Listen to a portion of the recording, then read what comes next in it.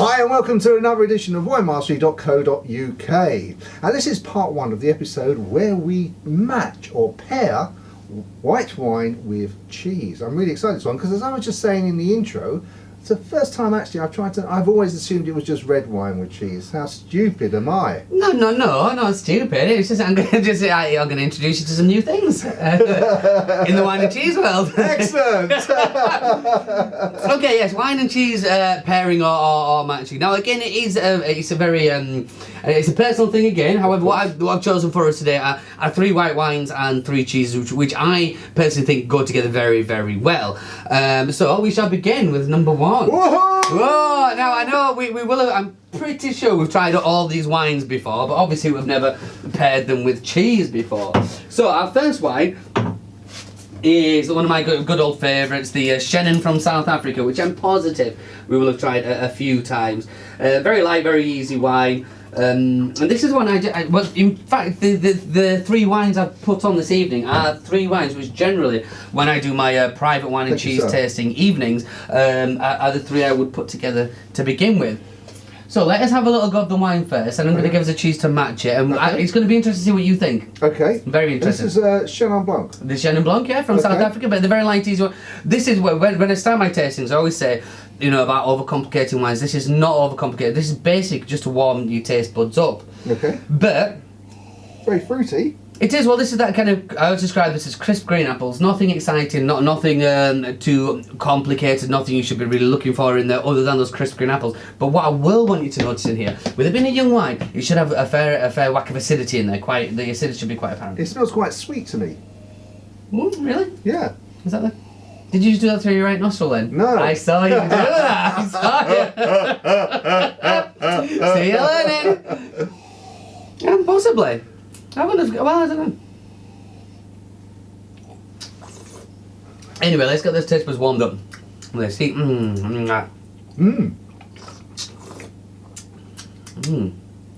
Nice, easy. Not too much. No. Crisp green apples. Yeah. Yeah. It tastes completely different. I thought it was going to taste not as dry as that. Very nice. That's got very filling. Now I'm going to give you a little bit of background about the cheese. Okay. While we sup a little bit more wine. Now the cheese I've chosen to go with this wine is called Cotherstone. Now, Cotherstone is made with unpasteurised milk. It's actually made in Teesdale. In fact, it's rumoured that it was first made on the farm next door to Hannah Hawkswell. If anybody remembers Hannah Hawkswell, the lady of the Dales? At your age.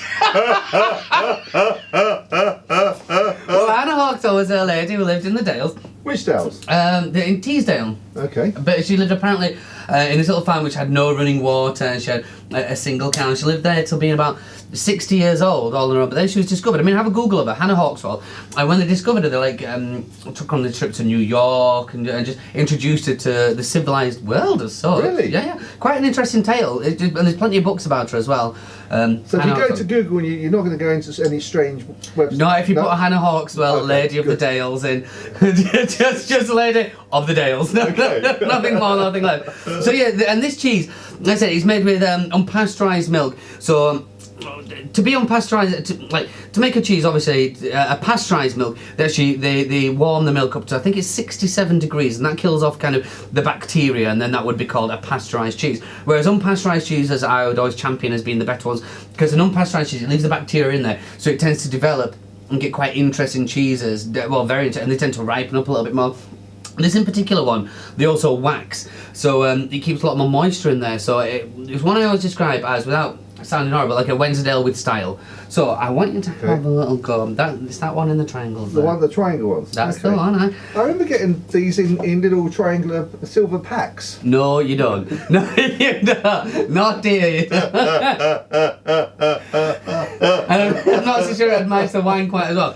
Right. But what is interesting about this cheese is the cheese itself has kind of natural kind of lactic acid in there, obviously. So once you've had a little taste, have a little taste of your wine. Okay.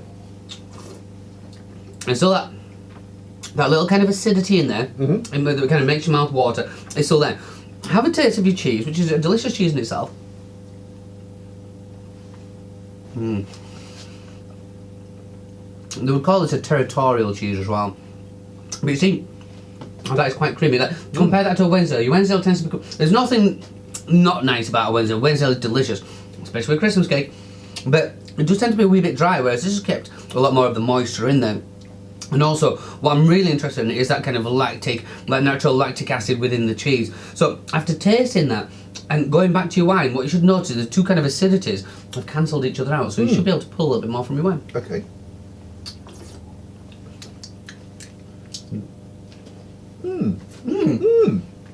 See, it softens out the wine quite a lot. It does. It makes it a little bit easy. Well, I say easier to drink, it's easy enough anyway, but it doesn't quite have that sharpness in there as it did before, and that's the cheese has kind of helped take that away. Very good. It was nice before, but it's almost like a different wine. Well, you will notice as we go through this as well, they do change. But again, it's a very personal thing, but there are no kind of hard, fast rules to cheese and wine matching. It is whatever you fancy. But bear in mind, like, my day is spent up the stairs drinking wine and eating cheese and kind of matching the two and see what does go together quite well. Now, there might be bits and pieces, obviously. What an awful job. I know, imagine the stress involved in my job is unbelievable. But I managed to get through somehow. I'm sure it's going to lead to problems in later life. We'll cross that bridge when we get to it.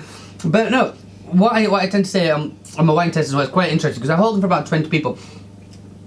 And it's seeing, when I put it out there, see what the reaction I get from people. 9 times out of 10 it is just that, But there are some which don't always go. But Quite as high? no, not quite as high. Depends which group I've got, eh? So. Very nice. Yeah, I'm impressed with that. Yeah. And what's that called again? Cotherstone. Cotherstone. Cotherstone, C-O-T-H. C-O-T-H. Cotherstone. Yeah. I would have thought it was C-O-T-H-E-R. Yes, alright, yeah. I'm going to have known, shouldn't I? Always. Well, absolutely. What a kicking start for the See, and they got tasting, so it's not just red wine that we can match, the white wines go together very well as well. Excellent, fantastic. Well, I'm impressed. We've got a couple more to go, yeah. Oh, okay, well, on to them then. Well, this looks like it's the end of part 1. It is indeed. We'll see you in part 2. See you then. Cheers.